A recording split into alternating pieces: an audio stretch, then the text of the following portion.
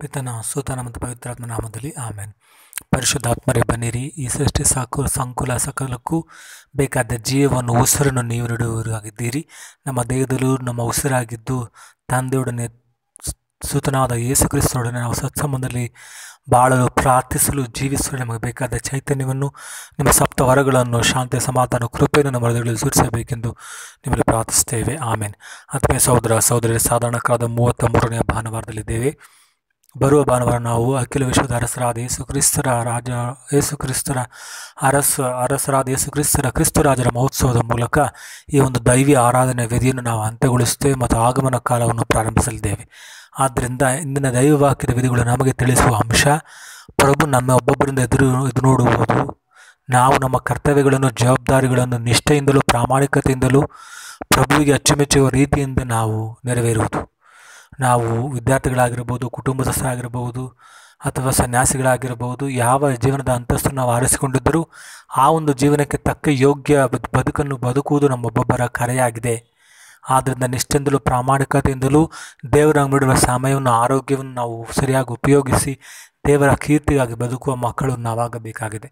ಇನ್ನು ಮೊದಲನೇ ವಾಕ್ಯದಲ್ಲಿ ನಾವು ನೋಡುತ್ತೇವೆ ಯಾವ ರೀತಿ ಒಂದು ಕುಟುಂಬವನ್ನು, ಒಂದು ಸಂಸಾರವನ್ನು ಕಟ್ಟಿ ನಿರ್ವಹಿಸುವಂಥ ಮಹಿಳೆ, ದೇವರ ಭಯದಲ್ಲಿರುವ ಮಹಿಳೆ ಮಾತ್ರ ಅಂತಹ ಬುದ್ಧಿವಂತಿಕೆಯಿಂದಲೂ ಆಶೀರ್ವಾದದಿಂದಲೂ ಮನೆಯನ್ನು ಬೆಳಗುತ್ತಾಳೆ ಎಂದು ಹೇಳಲಾಗಿದೆ.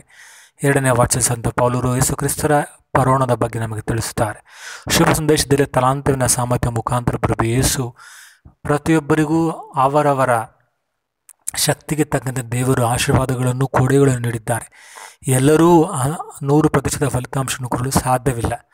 ಆದರೆ ದೇವರು ನಮಗೆ ನೀಡಿರುವ ವರದಾನಗಳನ್ನು ನಾವು ಉಪಯೋಗಿಸಿ ನಮ್ಮ ಕೈಲಾದಷ್ಟು ನಾವು ಒಳ್ಳೆಯದನ್ನು ಮಾಡಬೇಕು, ಒಳಿತನ್ನು ಮಾಡಬೇಕು. ಈ ಪ್ರಪಂಚದಲ್ಲಿ ನಮ್ಮ ಕೈಲಾದಷ್ಟು ಒಳ್ಳೆಯದನ್ನು ಮಾಡಿ ನಾವು ಹೋಗಬೇಕು ವಿನಃ ಕೆಟ್ಟದನ್ನು ಮಾಡಿ ಹೋಗಬಾರದು. ಯಾಕಂದರೆ ಪ್ರತಿಯೊಬ್ಬರಿಗೂ ದೇವರು ತಮ್ಮ ರೂಪದಲ್ಲಿ ಸೃಷ್ಟಿಸಿದ್ದಾರೆ. ಆದ್ದರಿಂದ ದೇವರ ಪ್ರತಿರೂಪದಲ್ಲಿ ನಾವು ಪ್ರೀತಿಯಿಂದಲೂ ಶಾಂತಿಯಿಂದಲೂ ಕಳೆದ ವರ್ಷಕ್ಕಿಂತಲೂ ಈ ವರ್ಷ ಒಳ್ಳೆಯವರಾಗಿ ಬದುಕಬೇಕು ವಿನಃ ಕಳೆದ ವರ್ಷಕ್ಕಿಂತ ಈ ವರ್ಷ ಮೃಗೀಯ ದಾನವರಾಗಿ ರಾಕ್ಷಸರಾಗಿ ನಾವು ಬದುಕುವುದು ದೇವರ ಕಣ್ಣುಗಳಲ್ಲಿ ಅದು ಅಪೇಕ್ಷಣೀಯ ಅಲ್ಲ.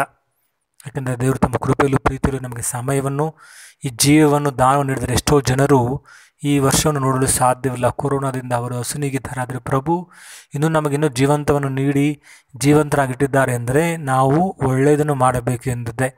ಆದ್ದರಿಂದ ನಮ್ಮ ಮನಸ್ಸಿನಲ್ಲಿರುವ ದುರಾಲೋಚನೆ, ದುಷ್ಟ ಶಕ್ತಿಗಳ ಪ್ರೇರಣೆಯನ್ನು ಬಿಟ್ಟು ಕುಟುಂಬದಲ್ಲಿಯೂ ಸಮಾಜದಲ್ಲಿಯೂ ನಾವು ಆರೋಗ್ಯವಂತ ಮನಸ್ಸಿನಿಂದ ಇತರರಿಗೆ ಒಳ್ಳೆಯದನ್ನು ಮಾಡುತ್ತಾ ಅಂಥ ಒಂದು ನೆಮ್ಮದಿಯುತ ಶಾಂತಿಯ ಬದುಕಲು ನಾವು ಪ್ರಾರ್ಥಿಸೋಣ ಪ್ರಭುವಿನಲ್ಲಿ. ಆದ್ದರಿಂದ ಈ ಬೇರೆಯವರು ಚೆನ್ನಾಗಿ ಬದುಕುತ್ತಿದ್ದಾರೆ, ಅವನಿಗೆ ಒಳ್ಳೆಯ ಮನೆ ಇದೆ, ಅವನಿಗೆ ವಾಹನ ಇದೆ ಎಂದು ನಾವು ಹೊಟ್ಟೆ ಕಿಚ್ಚು ಪಡುವುದು ಬೇಡ. ದೇವರು ನಮಗೆ ನೀಡುವ ಆಶೀರ್ವಾದಗಳಲ್ಲಿ ಹಾಸಿಗೆದಷ್ಟು ಕಾಲು ಚಾಚುವಂತೆ ಸಮಯವನ್ನು, ನಮ್ಮ ಶಕ್ತಿಯನ್ನು ನಾವು ದೇವರಿಗೆ ಸಮರ್ಪಿಸಿ ಸೋಮಾರಿಯಾಗಿರದೆ ದೇವರು ನಾವು ನೀಡಿರುವಂಥ ಆಶೀರ್ವಾದಗಳನ್ನು ಬಳಸಿಕೊಂಡು ದೇವರ ಮಹಿಮೆಗಾಗಿ ನಾವು ಬದುಕಬೇಕು. ಇದೇ ಪ್ರತಿಯೊಬ್ಬ ಕ್ರೈಸ್ತನ ಕರೆಯಾಗಿದೆ. ಪ್ರತಿಯೊಬ್ಬ ಕ್ರೈಸ್ತನ ಬದುಕು ಈ ಪ್ರಪಂಚದಲ್ಲಿ ಉಪ್ಪಾಗಿ ಬೆಳಕಾಗಿ ಬದುಕಬೇಕಾಗಿತ್ತು.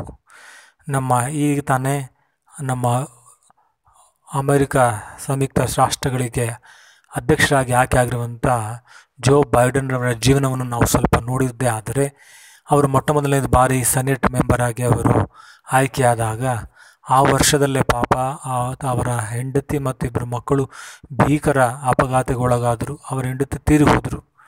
ಮಕ್ಕಳು ಇಬ್ಬರನ್ನು ಸಹ ಆಸ್ಪತ್ರೆಯಲ್ಲಿ ಅವರು ಸಾಕಿ ಸಲಹುತ್ತಾ ಹತಾಶರಾಗುತ್ತಾ ತಾವು ಸಹ ಆತ್ಮಹತ್ಯೆ ಮಾಡಿಕೊಳ್ಳಬೇಕು ಒಂದು ಯೋಚನೆ ಕೂಡ ಅವರಿಗೆ ಬಂದಿತ್ತು. ಆದರೆ ಇಬ್ಬರು ಮಕ್ಕಳಿಗಾಗಿ ಅವರು ದೃಢಚಿತ್ತದಿಂದ ಮನಸ್ಸಿನಿಂದ ಅವರು ಬದುಕಿದ ನಂತರ ಅವರು ಕಳೆದ ಬಾರಿ ಅವರು ಉಪರಾಷ್ಟ್ರಪತಿ ಆಗಿರಬೇಕಾದ್ರೆ ತಮ್ಮ ಮಗನು ಒಬ್ಬರು ತೀರಿ ಹೋದರು ಬ್ರೈನ್ ಕ್ಯಾನ್ಸರಿಂದ. ಆದರೂ ಸಹ ಅವರು ಯಾವುದಕ್ಕೂ ಎದೆಗುಂದದೆ ಇವತ್ತು ಅವರು ಅಮೆರಿಕದ ಅಧ್ಯಕ್ಷರಾಗಿ ಎಷ್ಟು ನಿಸ್ವಾರ್ಥ ಸೇವೆಯಿಂದ ಅವರು ಬದುಕಿದ್ದಾರೆ ಅಂದರೆ ಆ ದಿನ ಅವರು ಹತಾಶರಾಗಿದ್ದು ತಾವು ಆತ್ಮಹತ್ಯೆ ಮಾಡಿಕೊಂಡಿದ್ದರೆ ಇಂದು ಅಮೆರಿಕ ಇಂಥ ನಿಸ್ವಾರ್ಥ ಅಧ್ಯಕ್ಷ ನೋಡಲು ಸಾಧ್ಯ ಆಗುತ್ತಾ ಇರಲಿಲ್ಲ.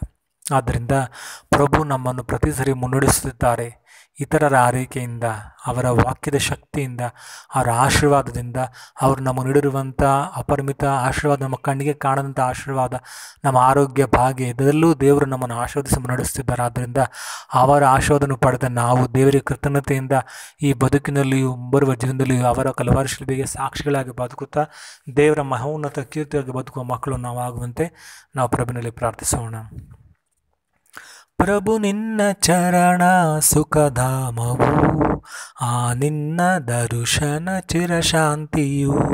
ಪ್ರಭು ನೀಡು ಮುಕ್ತಿ ನಮಗೆಂದಿಗೂ, ಕೈ ಹಿಡಿದು ನೀ ನಡೆಸು ಎಂದೆಂದಿಗೂ. ಆರಾಧನೆ ಸ್ತುತಿ ವಂದನೆ, ಆರಾಧನೆ ಸ್ತುತಿ ವಂದನೆ. ನಾ ಹಾಡುವೆ ಸ್ತುತಿಗಾನ, ಕೊಂಡಾಡುವೆ ನಿನ್ನ ನಾಮ. ಹೊಸಗಾನವು ಹೊರಹೊಮ್ಮಲಿ, ನಿನ್ನಲ್ಲಿ ಕೊಂಡಾಡಲಿ, ನಿನಗಾಗಿ ತಾ ಹಾಡಲಿ. ಬಳಿ ನಿನ್ನ ಬಂದು ನಾನಿಲ್ಲಲು, ಭಯವಿಲ್ಲ ನನಗಿಂದು ನಿನ್ನ ಸೇರಲು. ಭಯಭೀತಿ ತೊಲಗಿಸು ಶರಣಾಗಲು, ನಂಬುತ್ತ ತವ ಪಾದಕ್ಕೆ ಮಣಿಯಲು. ಆರಾಧನೆ ಸ್ತುತಿ ವಂದನೆ, ನಾವು ಹಾಡುವೆ ಸ್ತುತಿಗಾನ, ಕೊಂಡಾಡುವೆ ನಿನ್ನ ನಾಮ. ಹೊಸಗಾನವು ಹೊರಹೊಮ್ಮಲಿ, ನಿನ್ನನ್ನು ಕೊಂಡಾಡಲಿ, ನಿನಗಾಗಿ ತಾ ಹಾಡಲಿ.